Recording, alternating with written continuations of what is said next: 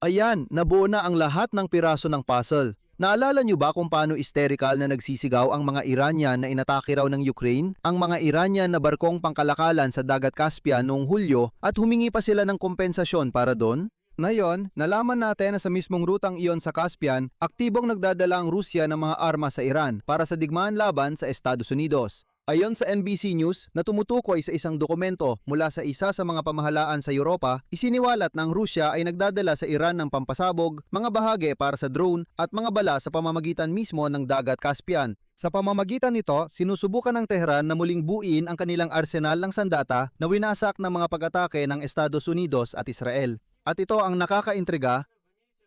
Isang buwan lang bago ang publikasyong ito ng NBC News, sa mismong rutang yon, sa mismong Dagat Caspian, doon na tumama ang mga long-range na drone ng Ukraine sa mga barko na nagdadala ng mga kargamentong militar sa pagitan ng Iran at Russia. At noon pa lang, maingat nang nagpapahiwatig si Ukraine kay Donald Trump na kaya nitong akuin ang bahaging iyon ng front. Pero patuloy pa ring sinasabi ni Trump na naniniwala siya kay Vladimir Putin na nangakong hinding-hindi tutulong sa Iran.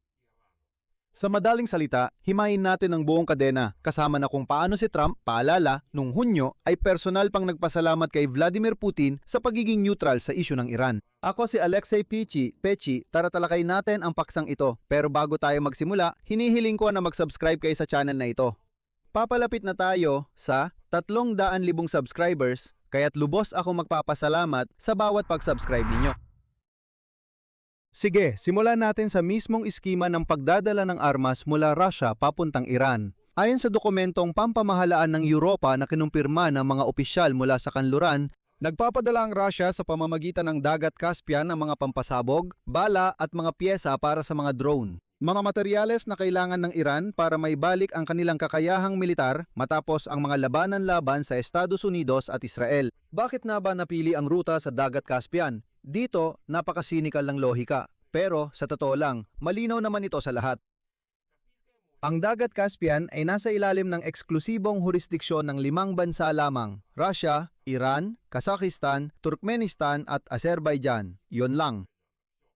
Walang legal na access doon ang mga barkong pandigma ng Estados Unidos o ng kanilang mga kaalyado. Walang international na katubigan doon, purong jurisdiksyon lang ito ng 5 bansa. Malayang maaaring patayin ng mga barkong pangkargamento ang kanilang mga transponder doon. Ito ang sistemang AIS at ang mismong ruta ay ganap na umiiwas sa lahat ng makikitid na kipot ng dagat na kinokontrola ng Washington o ng mga kaalyado nito. Ibig sabihin, pisikal na imposibleng harangin ng kanluraning hukbong dagat ang mga supply na ito. Ang punto dito, ito ay parang panloob na dagat ng Iran at Russia na walang sinuman ang talagang kumokontrol. Dahil ang mga nangyayari doon ay alam lang ng mga may access dito. Ang mga motibo ng Kremlin sa mga supply na ito ay lampas pa sa simpleng katapatan ng alyansa. Hindi, may pansariling interes talaga dito. Bawat Iranianong drone na umatake sa mga Amerikanong pasilidad sa Persian Gulf ay naglalayo ng atensyon at mga rekurso ng militar ng Estados Unidos mula sa digmaan sa Ukraine. At ang pagpuno ng mga arsenal ay nagbibigay daan sa Tehran na ipagpatuloy ang pagsusuplay ng armas sa Hezbollah sa Lebanon at sa mga pro-Iranian na grupo sa Iraq, Syria at Yemen. At ito, gaya ng inyong naiintindihan, ay nagpapaluba ng sitwasyon. Para sa Estados Unidos, sa gitnang silangan, tradisyonal na nababawasan ng tulong na maaring ipadala ng Washington sa Kyiv. Pero ito ay parang isang chain reaction. Ibig sabihin, sige, hindi lang sa Kyiv, kundi pati na rin sa mga Europeo. Dahil dito, hindi rin tayo mabibigyan ng mga Europeo ng kanilang mga Patriot missiles. Dahil naintindihan nila na hindi na nila kayang punan ang kakulangan na yon pagkatapos. Kasi pati ang mga Amerikano ay may kakulangan din. Ibig sabihin, ang Moscow sa pamamagitan ng isang channel ng supply ng armas ay sabay na tumatama sa dalawang frente. At sa kasama ang palad. May epekto ito dahil si Trump ay talagang tumigil sa pagpapadala ng mga Patriot missile sa Ukraine, lalo na pagkatapos niyang gamitin ang 2 katlo ng mga American stock na mga missile na ito sa gitnang silangan. Sa totoo lang, hindi niya rin naman nakuha ang mga layunin niya.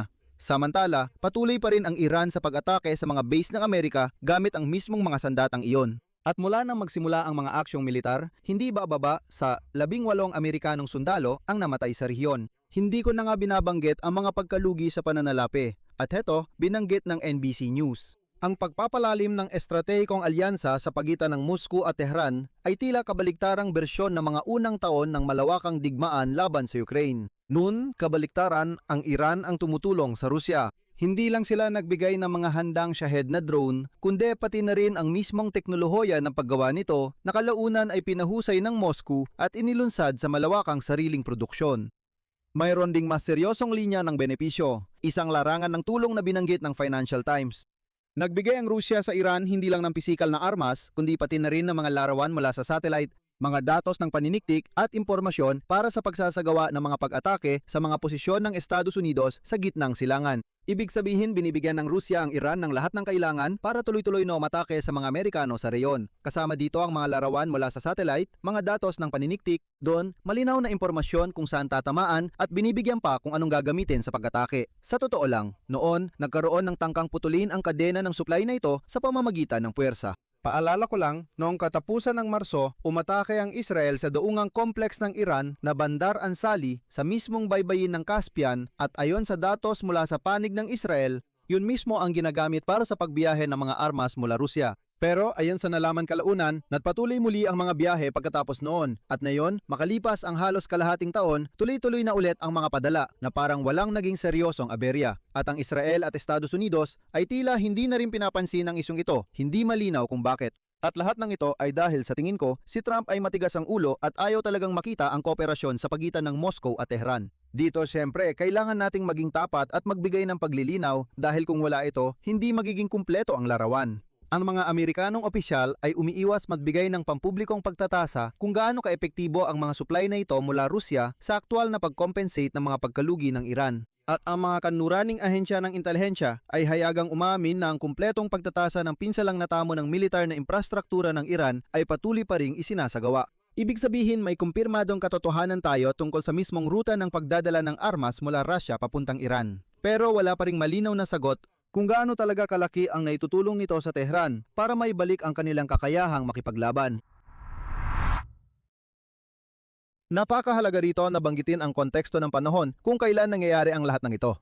Noong kalagitnaan ng Hunyo, ang Estados Unidos ng Amerika at Iran, paalala ko lang, ay nagkasundo sa isang 60 araw na tigil putukan na noong ika-18 ng Agosto ay di umano'y pinalawig pa ng 2 buwan. Ngunit ayon sa datos ng Wall Street Journal, nagpasya ang mga otoridad ng Iran na gamitin ang tigil putukan na ito upang maghanda para sa bagong yugto ng digmaan at mapunan ang kanilang mga arsenal. Ang layunin ng Iran ayon sa pagtataya ng publikasyon ay magdulot ng ganong pinsala sa Estados Unidos at Israel na magpigil magpakailanman sa pag-ulit ng malalakas na pag-atake sa teritoryo ng Iran tulad ng 12 araw na digmaan noong nakaraang taon at ng kasulukuyang labanan. Ibig sabihin, ang mga supply ng Russia ng pampasabog at mga bahagi para sa mga drone ay dumadating mismo sa mga buwang yon ng Iran. Ayon sa datos ng intelihensya, ginagamit para sa paghahandang militar at hindi para sa totoong mapayapang layunin. Ibig sabihin, hindi ito isang beses lang na tulong. Ito ay sistematikong pagsuporta sa panig na sabay na naghahanda para sa pagpapalawak ng mga labanan.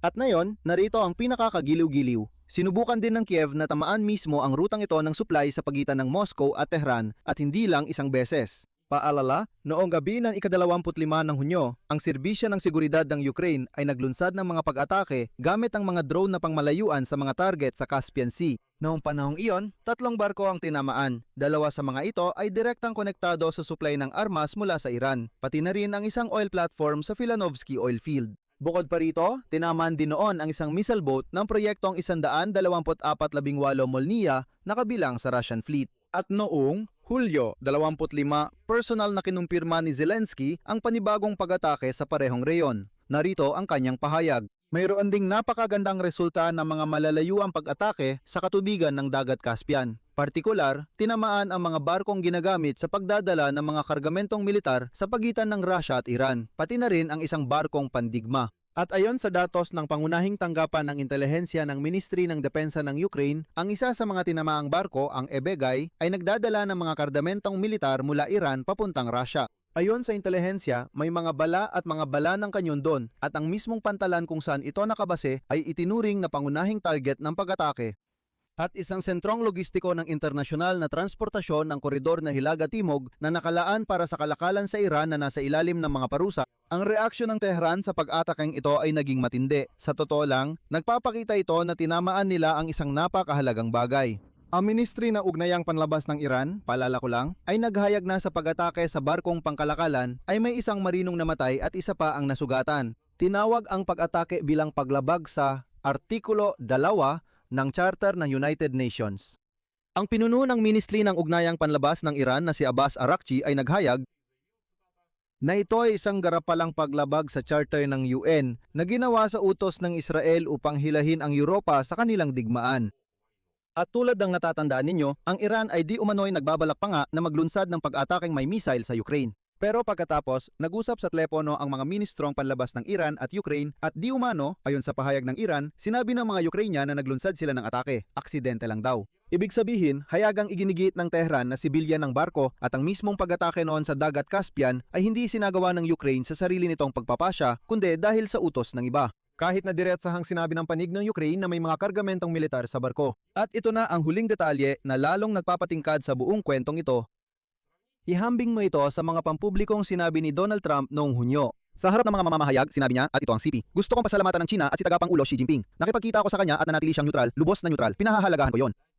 At gusto ko ring pasalamatan si Vladimir Putin dahil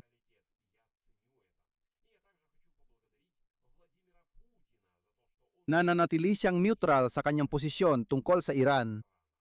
Ayon sa kanya, noong tagsibol ng 2026, personal siyang lumapit sa Beijing at Moscow na wag magbebenta ng armas sa Iran. At ayon sa sarili niyang pagtataya noon, parehong sina Putin at Xi Jinping ay tinupad ang kanyang hiling at sinabi, okay, ikaw Donald Trump, hindi talaga namin gagawin yon. At heto ang sitwasyon kung saan si Trump noong Hunyo ay diretsahang nagpapasalamat. Direkta niyang sinabi, nagpapasalamat ako kay Vladimir Putin at Xi Jinping dahil hindi nila tinutulungan ang Iran. Kapansin-pansin na kahit noon, si Donald Trump mismo ay hindi ganap na naging consistent. Dahil sa iba pang pampublikong pahayag sa parehong panahon, inamin niya na si Putin, gaya ng sinabi niya, ay medyo tumutulong sa Iran. Ibig sabihin, noon pa lang ay may sabihin na nating tiyak na hinala. Pero mas pinili niyang pasalamatan ng publiko ang Moscow sa pagiging neutral. Ewan ko, para sa akin, nakakahiya yon. Subhetibong opinyon lang ito. Pero nakakaya talaga kapag ang presidente ng Amerika sa gitna ng digmaan ay nagpapasalamat sa isang kalbong hindi naliligo na Putin. Kahit alam niyang tumutunong pa rin ito sa Tehran. Ngayon, makalipas ang halos 2 buwan mula nung pasasalamat na yon, ang NBC News, based sa dokumento ng pamahalaang Europeo, ay tahasang ipinapakita na wala talagang naging neutralidad. Sa lahat ng panahong ito, nagpadala ang Rusya sa Iran ng pampasabog, bala, mga bahagi para sa mga drone at maging mga impormasyong pang-ispya tungkol sa ruta na pisikal na hindi kontrolado ng Estados Unidos o ng kanilang mga kaalyado. Pero bukas ito sa Ukraine at handa ang Ukraine na atakihin ang rutang ito at tinatake pa nga nila ito. Pero mukhang hindi sinuportahan ni Trump ang ideyang ito at patuloy pa rin siyang nagpapasalamat kay Vladimir Putin sa kanyang isipan dahil sa umano'y hindi pagtulong nito sa Iran. At may kutob ako na kahit sa sitwasyong ito, kahit na malinaw na ang lahat, sasabihin pa rin ni Trump na mas pinaniniwalaan niya ang diktador ng Russia kaysa sarili niyang mga ahensya ng paniniktik o sa mga ahensya ng Europa. Dito ko natatapusin. Ibahagi ninyo ang inyong opinyon at mga konklusyon sa mga komento sa ilalim ng episode na ito. Mag-subscribe sa channel, pindutin ang kampanilya at huwag kalimutang mag-like. Yun lang po, ingatan ninyo ang inyong sarili. Paalam sa lahat.